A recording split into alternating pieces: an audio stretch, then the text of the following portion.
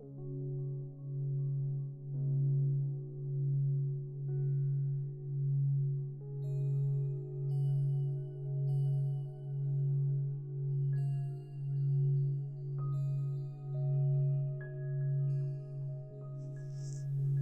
is certainly no such thing as mind, with its constituents of thought and thought forms of objects. In this conviction, one should ever abide still and at peace, in the state of thought-free, alert awareness self, which endures after all sadhanas, and its rigors have exhausted themselves in Brahman self.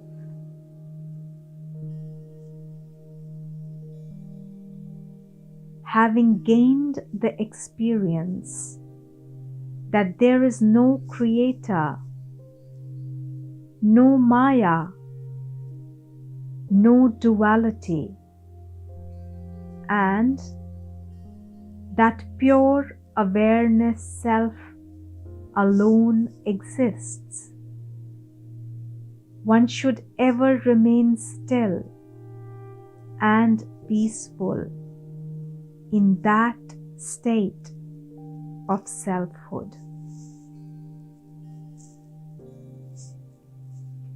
If a person gives heed to these teachings, he would certainly gain the grace of Lord Siva and attain the state of selfhood,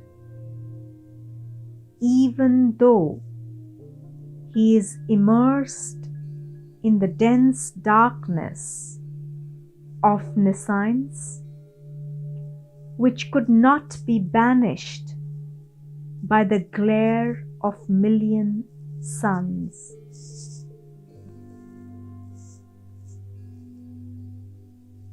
Why waste words? This is the truth in nutshell.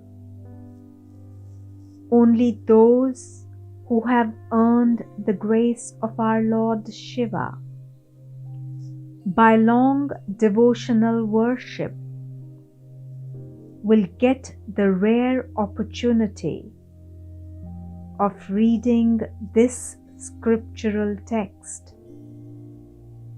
which leads to the bliss of peace everlasting in Brahman self.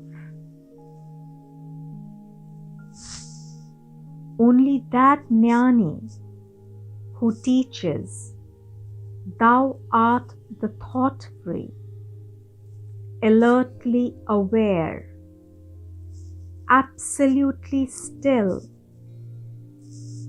ever blissful, intensely peaceful, unqualified Brahman self," is the true Satguru, and others are not. Unbroken abidance in the state of alert awareness, unruffled by thoughts, is self-realization.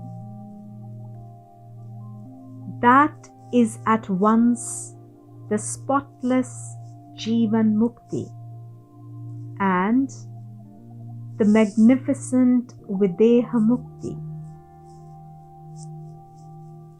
This state is easily attainable only for those who have earned the divine grace of Shiva by deep devotion to him and not for others. What is stated here is the import in a nutshell of the message of that charming crest jewel of the Vedas known as the Upanishads.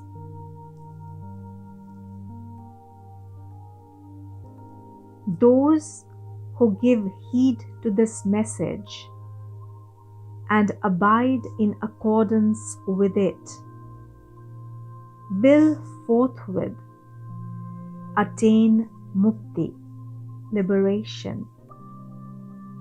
They will not suffer from the least particle of affliction. They will enjoy a bliss far greater than the bliss attained from this and all other worlds. They and their environments will be filled with the plenitude of auspicious events. Totally free from all trace of fear, they will never again enter the cycle of births and deaths. They will become the immutable Brahman self. All this, we swear, is the truth beyond doubt. By our Lord Shiva, again and again, we swear that this is the fundamental truth.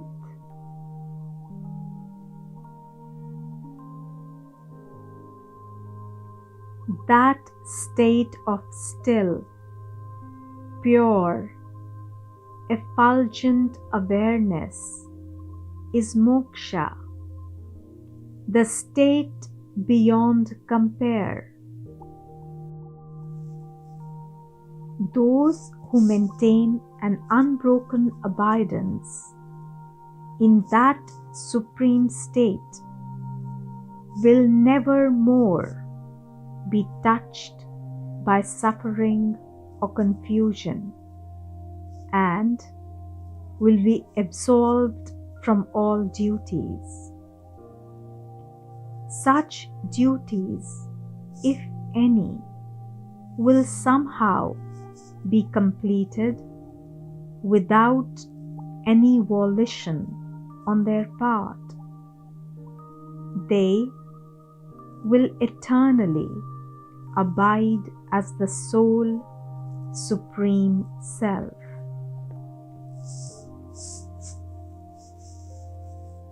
By the persistent and continued bhavana of I am the Brahman self, all thoughts and feelings or differentiation of self and non-self will drop off, and permanent abidance in Brahman self will be achieved. This bhavana is possible only for those with keen inquiring mind, intent on knowing the self, and not for those who are indifferent about self-knowledge.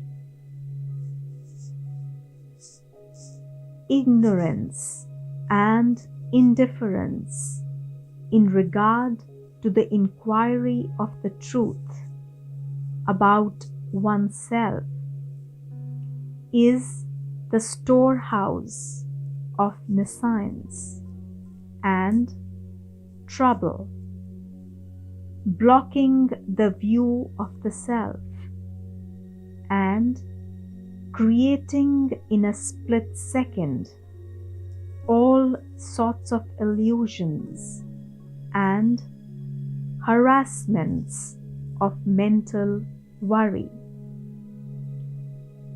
Non-inquiry renders bhavana impossible. In short, non-inquiry will steep one forever in the ocean of samsara, earthly suffering.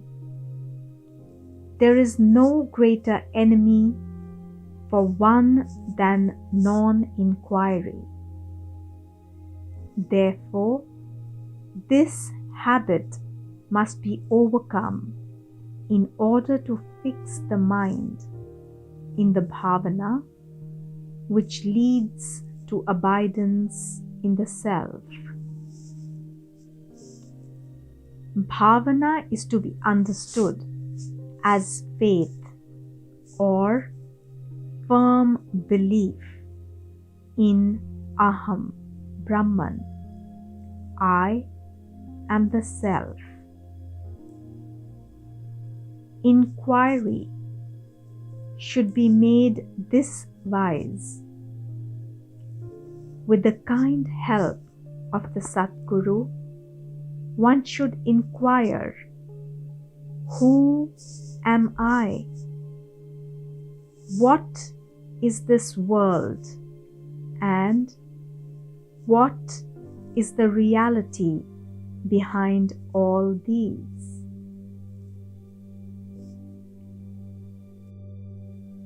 Staying in the company of sadhus, those engaged in the pursuit and enjoyment of the bliss of the Sat Self, and respectfully questioning the Satguru Jnani, one should first make clear about the objective to be obtained. This is an important aspect of the inquiry. After thus making sure of the objective, one must firmly abide in that objective of soul Brahman self until the self is unmistakably experienced. The conscious introspective concentration of self-inquiry, who am I, kills all thoughts and destroys the dense darkness of nescience. It effaces all worry. It illuminates the intellect with the radiance of pure awareness. It wipes out all conceptual confusions. It fixes one in Shiva self. It transforms a host of impending disasters into auspicious events. And lastly, it destroys the ego mind utterly with all its afflictions.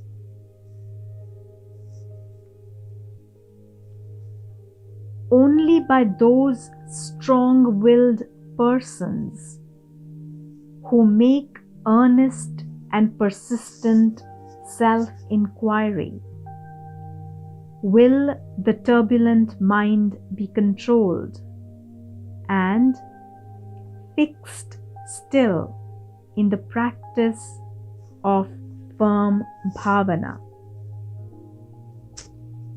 In due course, all thoughts and nescience will disappear, yielding place to the effulgent awareness self of mukti.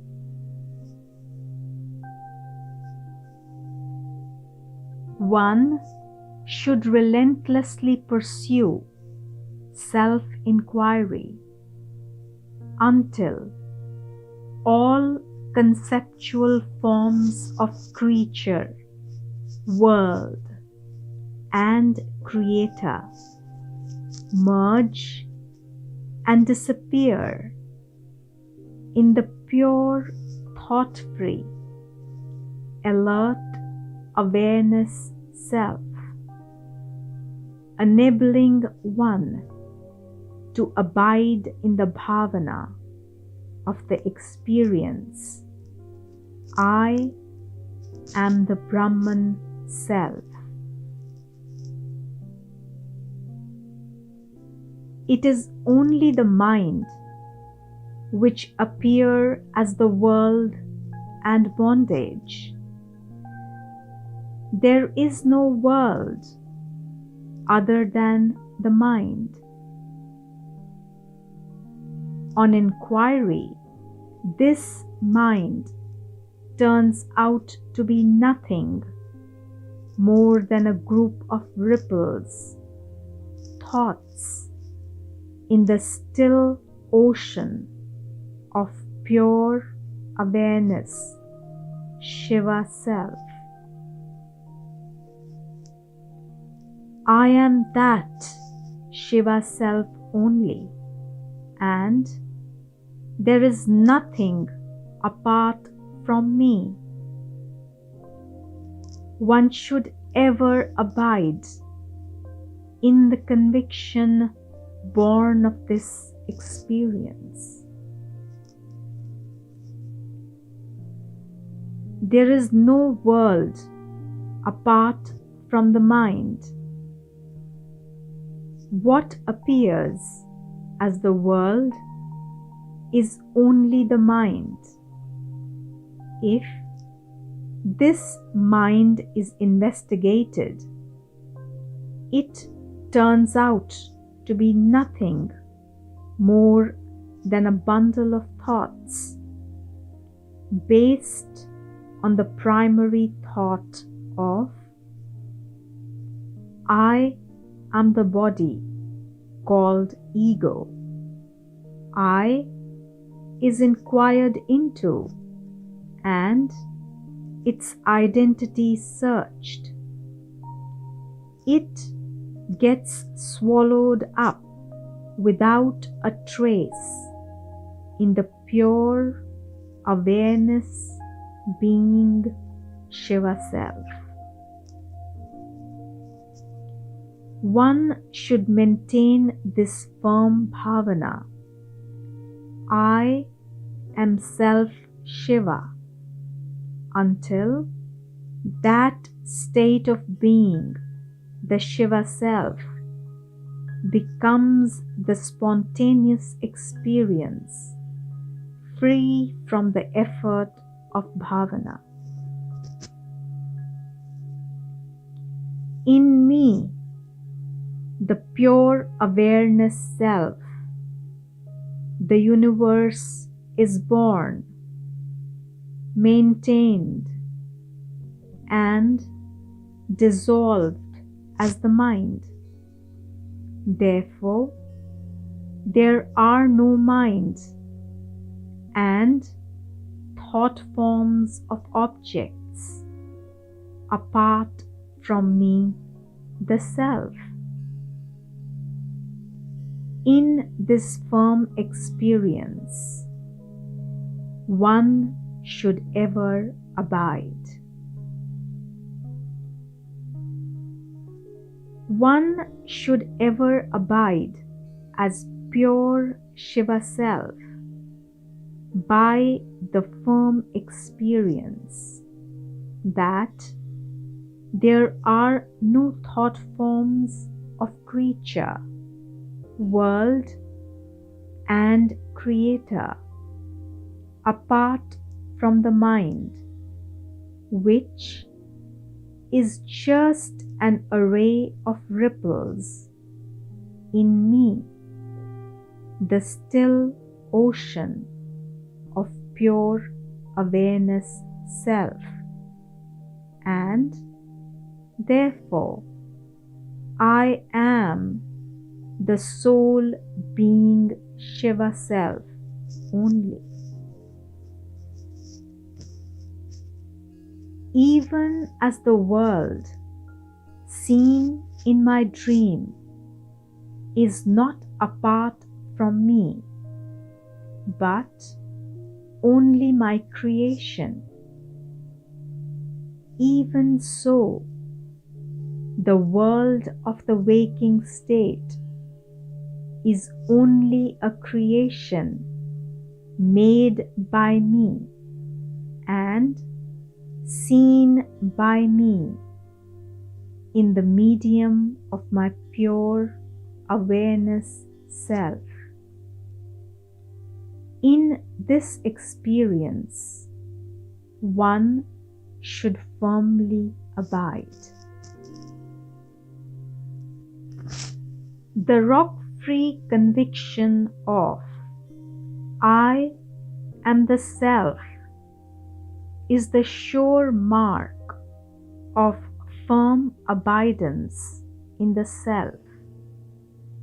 Abidance in that conviction under all conditions is true divine worship.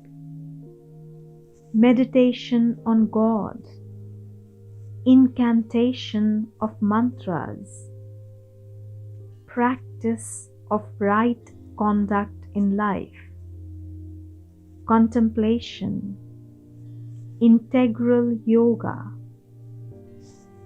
wisdom of the self, and moksha as well. Whatever appears as Maya, creator, creature, mind, world, names and forms are the pure Brahman self only, and not apart from that self. Steady abidance in the rock-firm conviction born of the experience of I am the self is the greatest yoga. Total dissolution of the mind, true renunciation, true wisdom, and Jivan Mukti as well.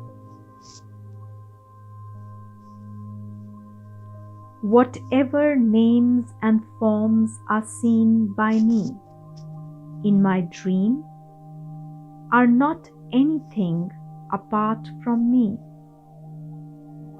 Even so, this world seen by me in my waking state is not anything apart from me.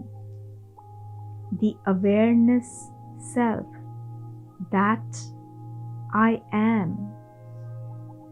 The wise one should give up differentiation of self and non-self and abide as pure self only.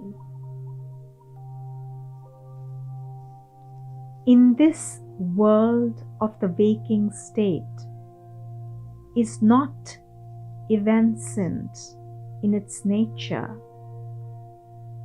Whatever is seen in the waking state must be seen during sleep also. Since I as pure self exist alone and always, there is no room for thought of non-self world. I, self, Brahman is the sole existence.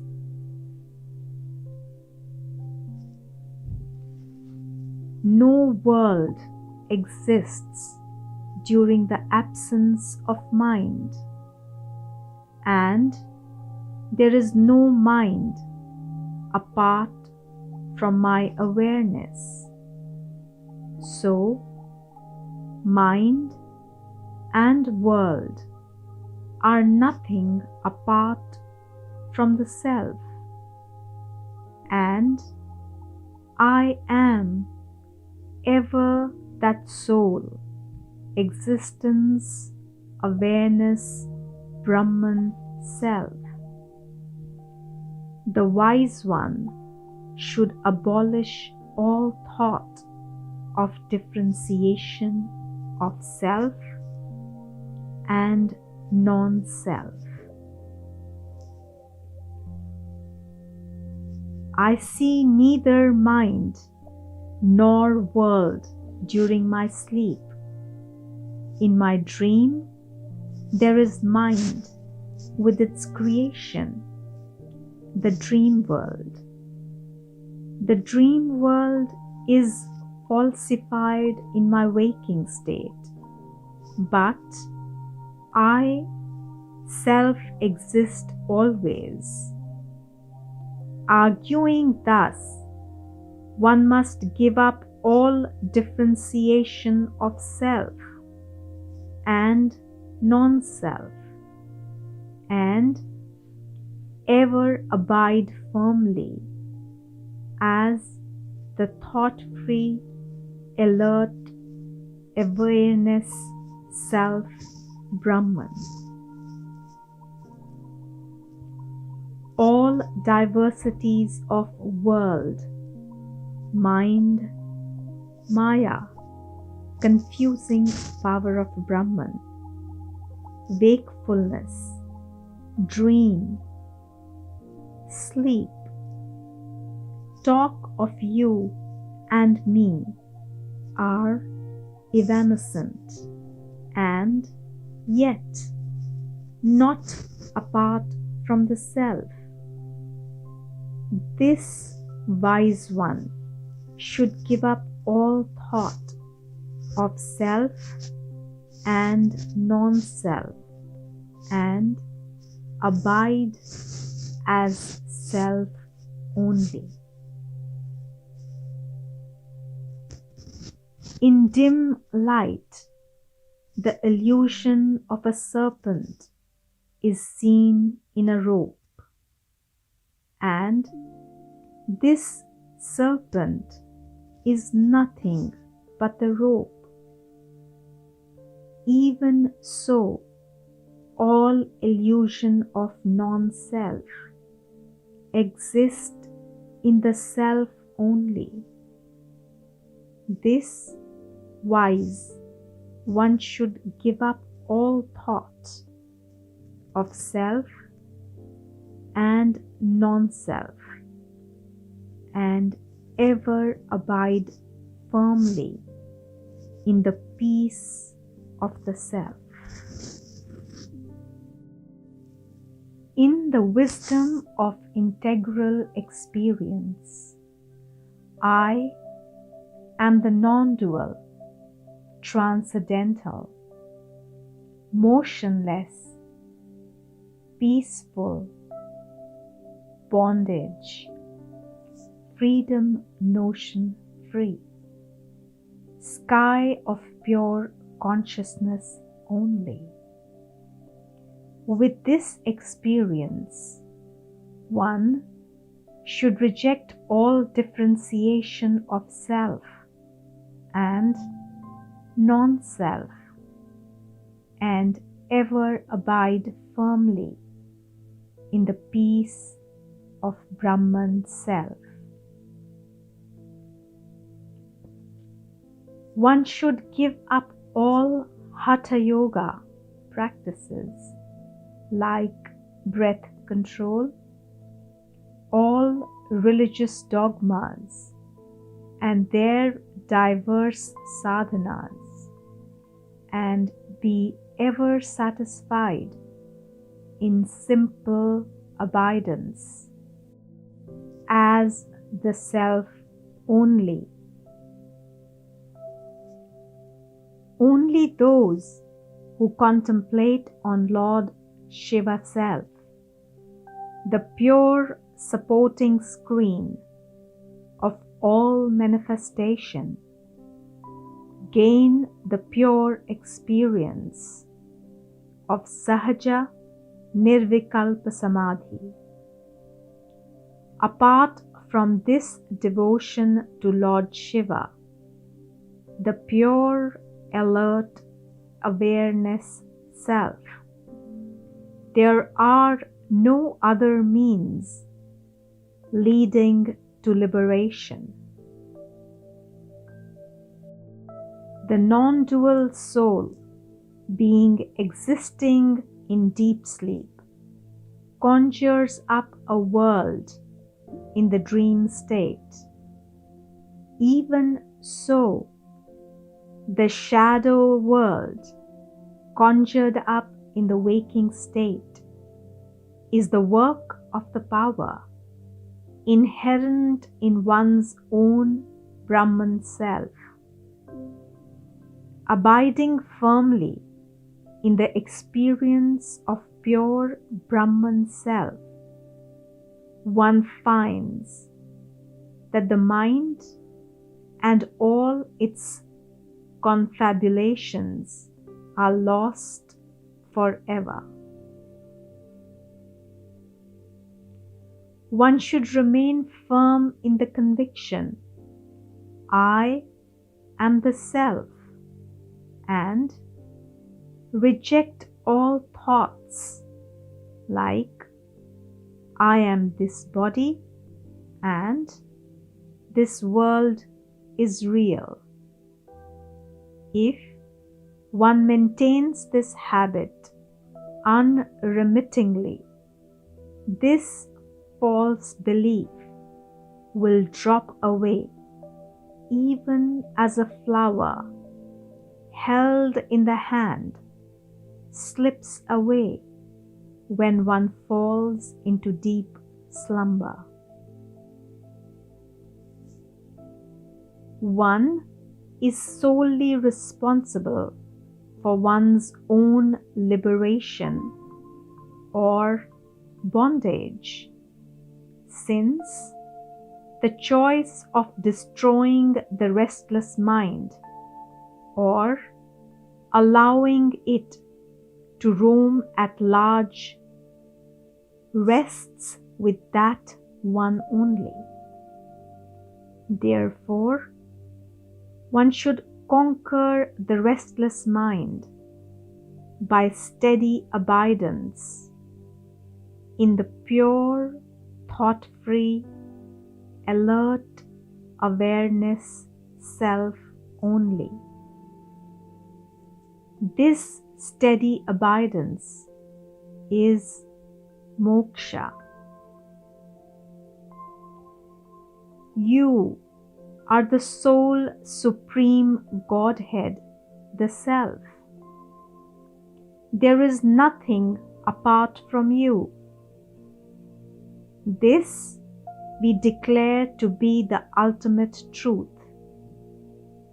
After a complete analysis of all the scriptures, by the holy feet of Shiva, we swear this to be the truth beyond all doubt. By the feet of the Satguru, we swear again that this is the truth declared by the Upanishads.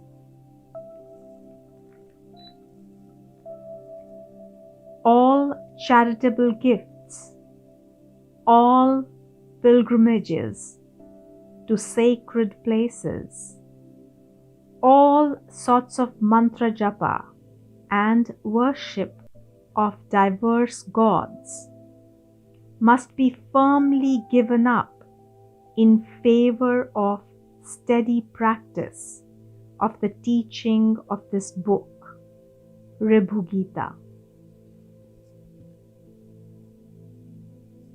All yogic practices, all philosophic pursuits, all devotional exercises, and all faiths and beliefs should be abandoned. One should confine oneself to practice of the teachings of this book only.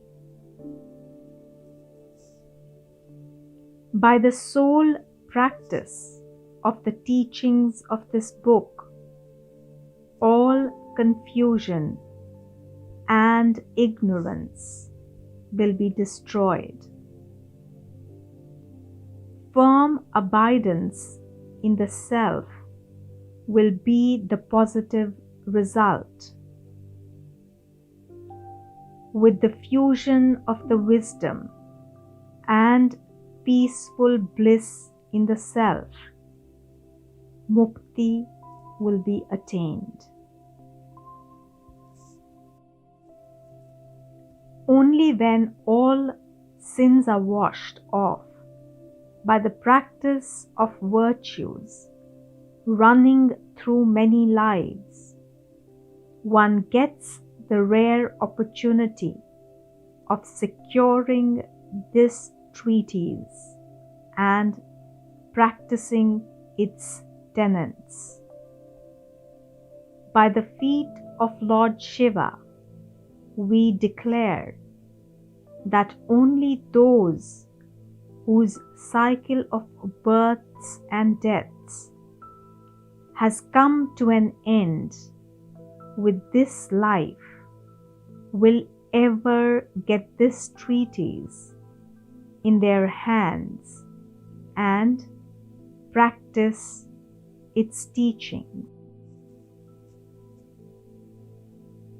The following verses contain the declarations of the disciple Nidaga before his teacher Ribhu, expressing the spiritual achievements secured by him by the grace of his teacher and expressions of his gratitude to his teacher Ribhu. O my Lord Satguru, by thy grace I have in a split second shed all sense of differentiation of self and non-self. I have attained the certainty that all is Brahman, and I am that Brahman self. I have become settled in the eternal bliss of Brahman self. I am verily the Sat Chit Ananda Brahman self. I am the eternal undisturbed peace, devoid of name and form. I am the flawless integral whole of all existence. Firmly I am settled in my soul Brahman self. Oh, I have become Brahma, Vishnu, Rudra, Mahesha, Sadashiva, Parmeshwara, and his spouse Parvati, Vinayaka, Subramanya, cohorts of Shiva's hosts, Shivaganas, and devotees of Lord Shiva, all rolled into one. I am myself all the devas, celestials, and asuras, denizens of the nether world. Indra, the chief of the devas, the lord of the 8 cardinal directions, the community of sages, the swarm of rakshasas, embodiments of wickedness, and, in fact, the denizens of this and all other worlds. I have become the 5 elements, multitudinous, worlds scattered in the skies, all existing things and their histories, all the Vedas, and all the diversities of name and form. At one stroke, I have become the bodies, senses, and souls owning them, the mind, intellect, intuition, ego, the primal nescience, and the restless commotion of spirit, and in short, all that is seen and known. That gracious person who gives these teachings is no doubt the embodiment of Lord Parameshwara, his Devi Parvati, Vinayaka, and God Shanmukha, all rolled into one.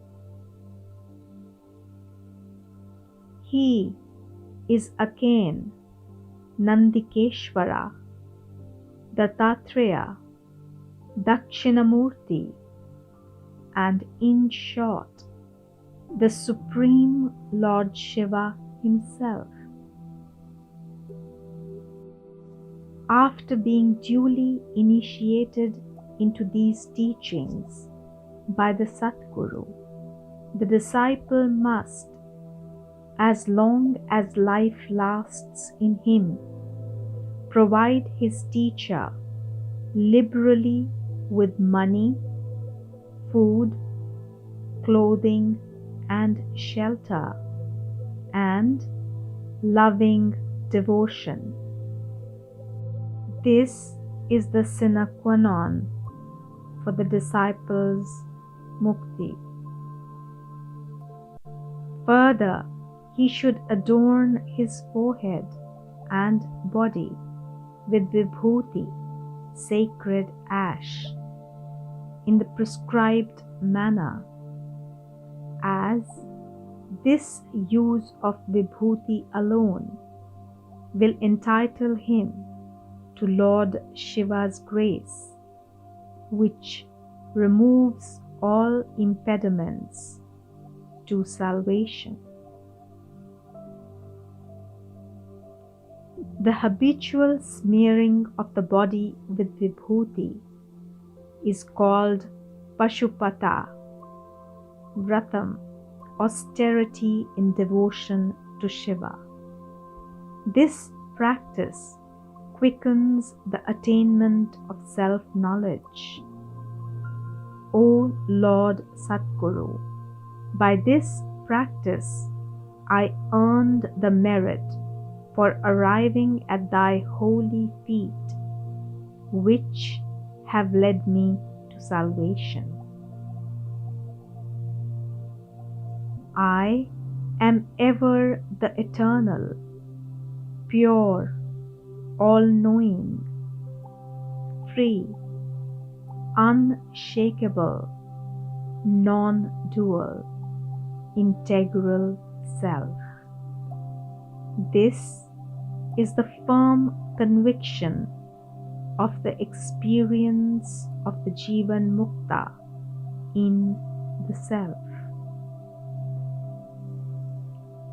That mature jnani who is lost in the Mahamonam, total stillness of the pure effulgent awareness Brahman self, devoid of the least trace of nescience, totally devoid of all consciousness of the body and its three states of waking, dream, and sleep, devoid of all distinctions of name and form, and devoid of any thought of bondage or freedom, is a Videha Mukta. Thou hast, O Lord Satguru, taken me across the boundless ocean of samsara in the boat of self-knowledge. To me, floundering in the misery of the belief that I am the body, thou hast taught that I am the Brahman self, and vouchsafed to me the bliss of all embracing awareness being. To thee I render these devout salutations. Salutations to thee, my Lord Satguru. Thou hast destroyed my illusion that I am the body and that the world is apart from me and is real. Thou hast given me the experience of my own Brahman self. Thou hast destroyed my wrong belief that karma, action, is the road to salvation, and showing that knowledge alone could make one free. Thou hast given me my salvation in the self. To that divine grace embodied, to that omnipresence beyond compare, to that Shiva self, Satguru, I render devout salutations. To that Satguru, who is the core of myself, who destroyed my nescience by the gift of awareness self, to that embodiment of self-knowledge do I offer these salutations. Salutations to the Satguru, who is the embodiment of undisturbed peace, qualityless eternal purity, all-pervasive infinite sky of consciousness, and integral perfection. The following verses contain Ribhu's exhortation to Nidaga. In reply to the words of Nidaga, Ribhu replies thus: O my son, you are now no doubt firmly settled in the bliss of Brahman self, having been freed from all illusion and nescience. All the same, as abundant precaution until you attain Videha Mukti, you must assiduously practice continued abidance in the self. Aspirants of self-knowledge will find their success accelerated by practical bodily worship of Shiva. Living in a Shiva Kshetra, neighborhood of Shiva temple, they should offer worship to Shiva Mahalingam, wearing the sacred Vibhuti and Rudraksham, garland of a specified sort of beads, and repeating the litanies of Shiva with loving devotion. Benedictory verses offering salutations to Shiva self.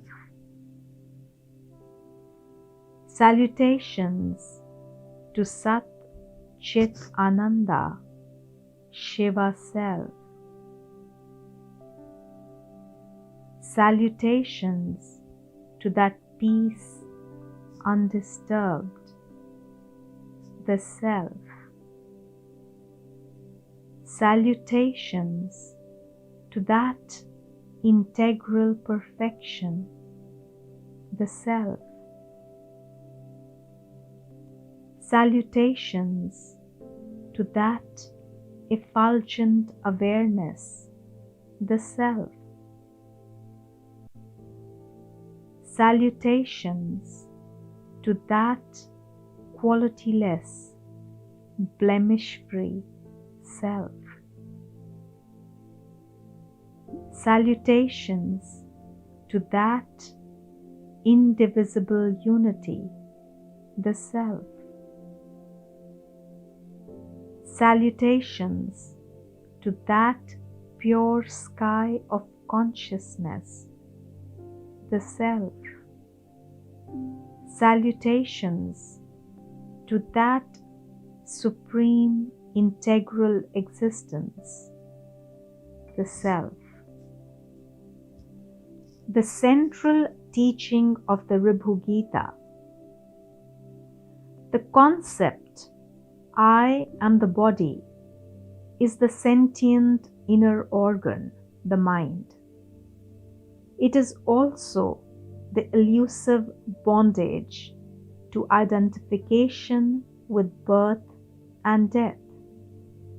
It is the source of all groundless fears.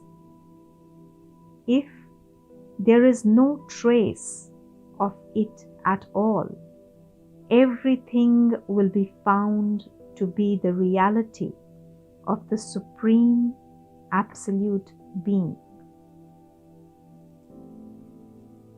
The concept I am the body is the primal ignorance. It is known as the firm knot of the heart. It gives rise to the concepts of existence and non-existence. If there is no trace of it at all, everything will be found to be the reality of the Supreme Absolute Being. The ego or separate soul is a concept. God, the world, the mind, desires, action, sorrow, and all other things are all concepts. Abiding without concepts is the undifferentiated state. It is inherence in the Supreme Being. It is wisdom. It is liberation. It is the natural and true state. It is the reality of the Supreme Absolute Being. It is the Supreme Formless God. If there is no concept at all, everything will be found to be the reality of the Supreme Absolute Being. The body and the various functions of manifest existence are only concepts. Hearing, reasoning, and contemplating are concepts. Inquiring into the ultimate nature of one's own existence is a concept. All other things are also concepts. Concepts give rise to the world, the separate souls and God. There is nothing whatever except concepts. Everything is in truth the reality of the Supreme Absolute Being. The mind is unreal. It is like a magic show. It is like the son of a barren woman. It is absolutely non-existent. Since there is no mind, there are no concepts, no master, no disciple, no world, no separate soul. All concepts are really the reality of the Supreme Absolute Being.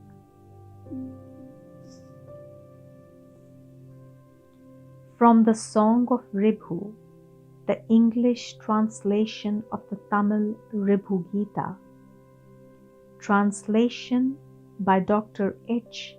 Ramamurthy and Noam, published by Sat Society for Abidance in Truth.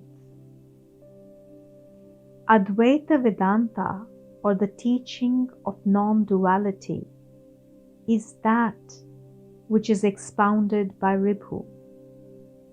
Sri Dattatreya, the Avaduta, Sri Ashtavakra, Sri Shankara, Sri Ramana Maharshi, and many other great sages. It reveals the utter absence of any differentiation between Atman, the Self, and Brahman. It is the revelation of reality without even a trace of notional superimpositions. The entire Ribhu Gita gives an exposition, a veritable scripture of Advaita Vedanta. Atma, the Self. The Self is one and universal, different from the body, sensory organs, senses, mind, intelligence, inner senses, and such others, remaining only as a witness to the activities of these and unsullied by them. The Self is of the nature of being, consciousness, bliss, self-luminous, of the nature of knowledge, needing no other knowledge to know it. The Self is without desire or hatred, fear or sorrow, quality or activity, form, change or blemish. It is immaculate, indivisible, all-pervasive and infinite. The Self and Brahman are one. Brahman, a Sanskrit word formed from the root Brahm, which means growth, and the suffix man, which signifies an absence of limitation in space or time. Thus, Brahman means that which is absolutely the greatest.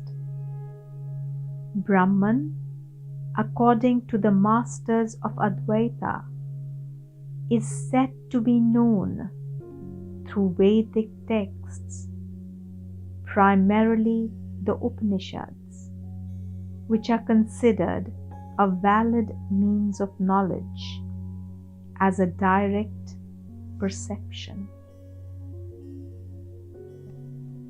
Brahman is the only reality. It is beyond definition in words. The range of sensory perceptions and the human mind. It is conceived to be boundless being, ever existent, limitless in space and time, immutable, immaculate, devoid of qualities, attributes, name or form. It is not subject to birth, continuation, growth, maturity, decay, and dissolution, and has nothing similar to it and nothing different from it.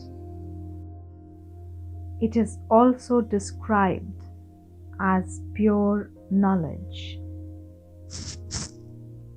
It is also regarded as both the efficient and material cause of the visible universe, the all-pervading spirit of the universe, the essence from which all beings are produced and into which they are absorbed.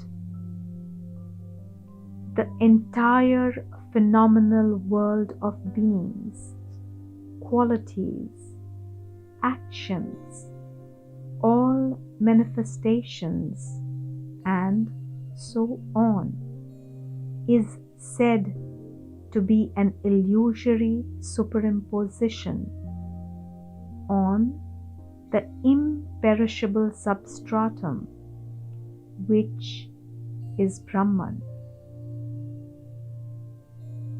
The Upanishads also identify Brahman with the universal self. What Brahman, the only reality, is, and more importantly, what Brahman, the only reality, is not, is discussed in the entire text of the Song of Ribhu.